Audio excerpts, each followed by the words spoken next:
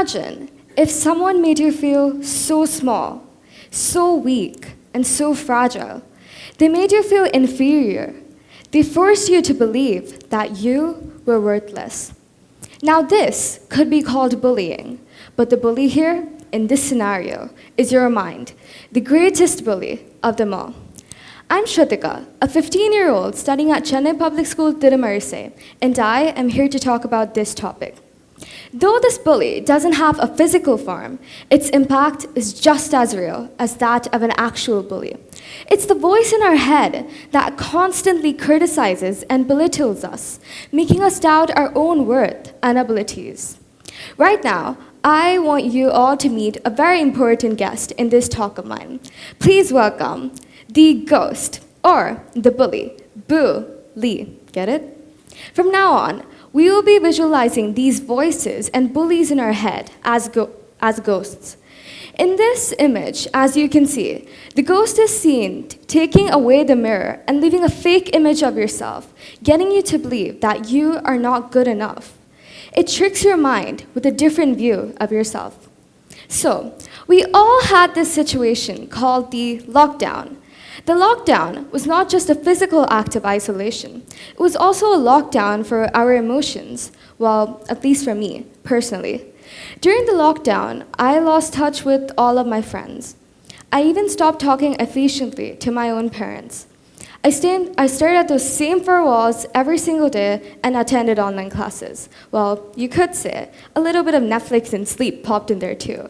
But let's face it, most of us did that. It wasn't that I didn't have anyone to talk to, but the fact that I didn't actually open up to anyone. I had some serious body image issues, which made it even worse. The girl who was called a chatterbox because she spoke so much, who was loved by everyone, turned into this girl who barely even spoke. And 2 years ago, when I was 13, that felt so overwhelming. But then came a plot twist. I was going to be transferred to a different school, a whole new environment and set of people. And at that time, there was this voice in my head that went, "You? A different school? You're not going to make any friends. Look at you."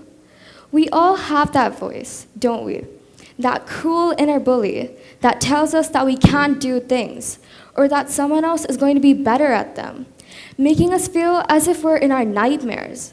But that's the thing, they're nightmares. They're not real. They are imaginary creations of our mind.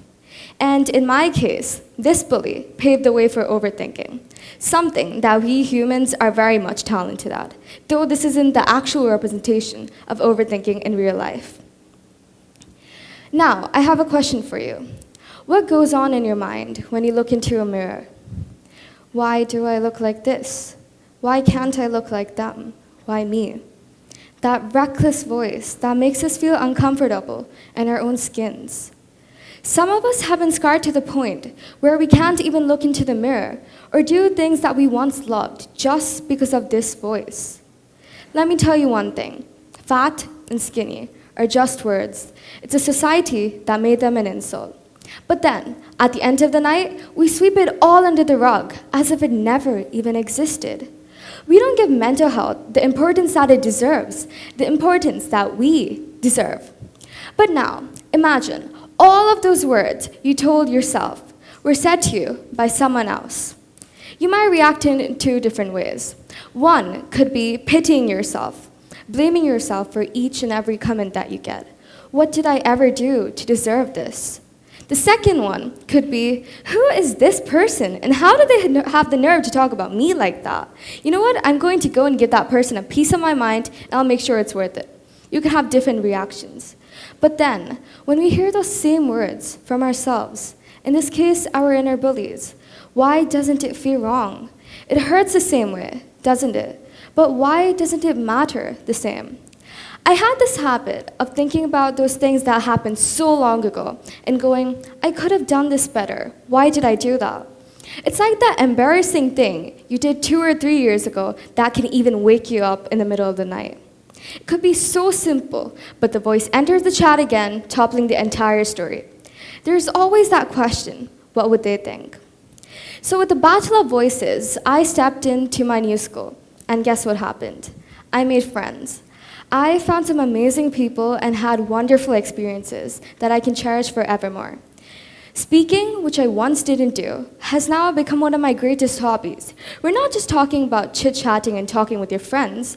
Here, we're talking about the type of speaking where you're on a stage in front of people, being passionate about every single word. Now, I have also mended my relationships with my parents and now doing much better. I have evolved into a pretty good speaker, I would say. I have won debates, attended multiple events, even traveling abroad and winning medals at a global level. The smallest things can cause the biggest havoc on our mind. Because the truth is, it can come in all different forms, even as small whispers. The opinions we have of ourselves are so delicate, and when these whispers start piling up together to form this infuriating band that never stops playing in our head, serious issues such as anxiety and depression can arise. But when you take a look at it differently, you have the control over this voice. Your mind is the microphone to this band, and you choose what you want to say and when you want to tone it down. To these ghosts and bullies, we are just a form of entertainment. A small scribble in our head can turn into a complete game of basketball for them. But then at the end, who's affected? It's us. I have another question for you. How many of you rehearse a conversation in your head before actually going and talking to that person, just so you don't mess anything up or embarrass yourselves? Well, most of the time I do. I really think about the fact that when we were children, we didn't even know what social anxiety was. Even today, I see small kids doing and talking whatever they want, but there I am, standing in scrutiny of myself. There's this common myth. If you are socially anxious, you're shy. You don't talk to anyone, you don't take part in events, and you just keep to yourselves. But that is not entirely true. Just because someone is socially anxious does not mean that they are shy. Here's the main difference. Shyness is a quality that people can overcome, and it generally pops up in new surroundings. The same shy person can be so talkative in their own circles. Shy people aren't exactly afraid of talking to new people. They just need some time. On the other hand, social anxiety is a type of anxiety where you have a fear of being judged or embarrassed. We think so much about what the other person would think of us, about how our reputation would be affected, about how they would interpret us. I had someone ask me if I was collecting information because I wasn't really speaking in a conversation. I've heard a lot of people say this. It's not that I don't want to talk, it's just I don't have anything to say. Oh yeah, I'm working for the Secret Spy Society. Can't really spill much, you know? I mean, that is what it would have looked like. I don't blame them. Just me sitting there without uttering a word, listening to their conversation as if I'm gathering information. Here are two ways that generally work for me when I want to join a conversation. Asking a question about the topic, or talking about a similar experience that you had. Try to have that mutual understanding of talking and listening. For me, I had a positive environment, which has definitely contributed to me breaking out of my shell. I remember last year, I heard an announcement that the student council elections were going to take place, and I wanted to give it a try, and I did, which is something that I never would have done before. There was still that voice in my head that went, "You, standing for the post of editorial secretary? That is impossible. Look at you. Do you seriously think you're going to get votes? You're a new student."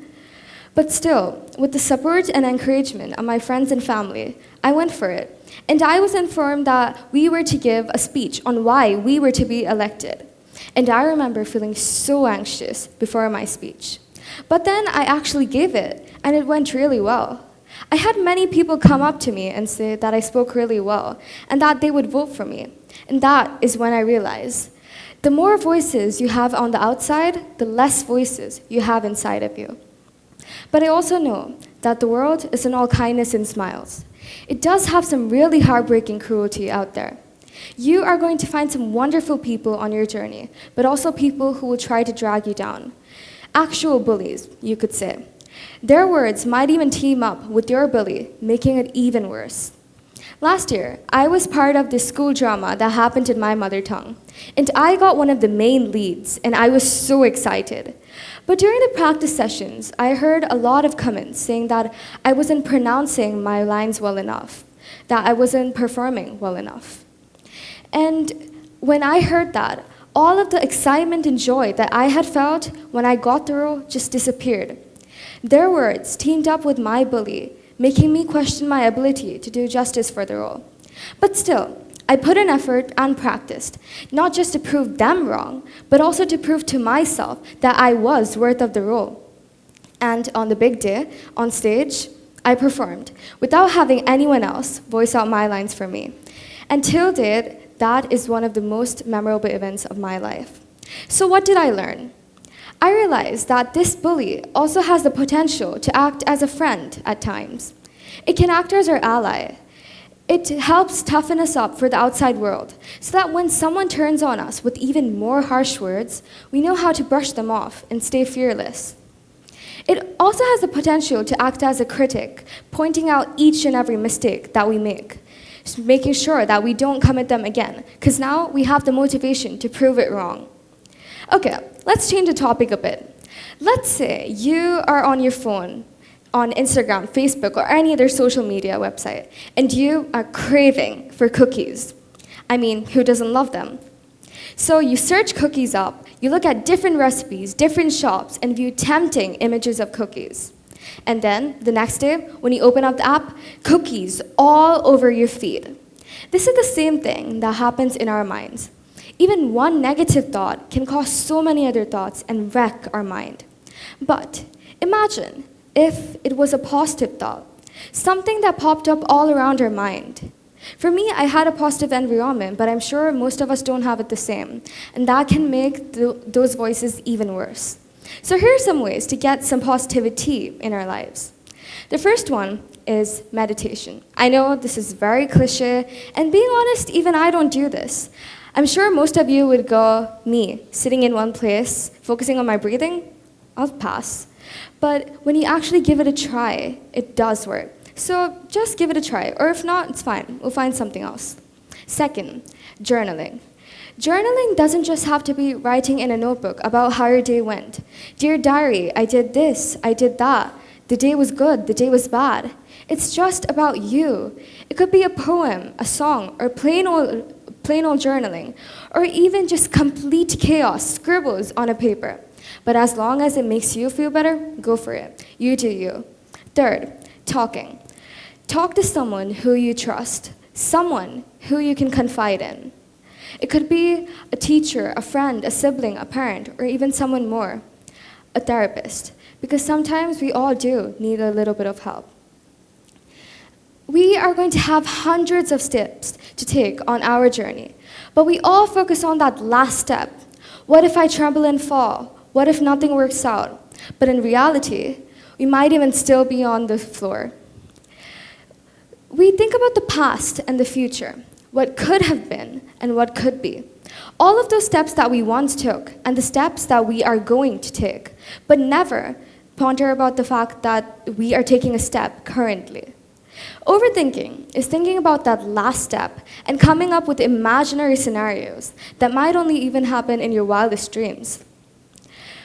Past events and experiences are over. We can't do anything to change them now. The only thing we can do is choose what we are going to do next. I mean, go ahead, as long as you have a time-traveling machine. But in reality, there are no undo and redo buttons here. We should have the control over our mind, not the other way around. In reality, people are too engrossed in their own lives to even think about what the other person is doing. But still, like how I said, there's always that question, what would they think? But in reality, what actually matters is what you think. So there's that final question. How do we deal with this bully? Over time, I found two ways. The first one is befriending the bully. Go on trips with it, make it your ally, like how I said. Let it toughen you up for the outside world and let it act as your critic. The second one is, when there's a problem or a cause, what do people do? They rise up and voice their opinions out. They stand up against it, which is exactly what we are going to do here. Stand up against the bully. Bully the bully. The only case where bullying is actually acceptable. When that voice challenges you, make sure that you prove it wrong. Sometimes it won't work out at the end, but at least you tried. That is so much better than giving up all at once. So, there is this very popular dialogue. 3 words, very simple, but a deep meaning. It's from an animated movie, in fact. Just keep swimming. We think about the shore that we have to swim to, but never the water that we're currently in. And the bitter truth is, no matter how much we try, it is nearly impossible to completely get rid of these voices or ghosts or bullies in our mind. But the thing we can do is tone them down. When we go underwater, what happens? Everything goes silent, doesn't it? It's all muffled. So just like that, muffle those voices in your head. But when will you be able to muffle them? Only when you dare to swim. So just keep swimming. Focus on the water that you're in and let all of the negativity drown themselves in the water. Just keep swimming and dare to swim, because one day you are going to make it to the shore. Thank you.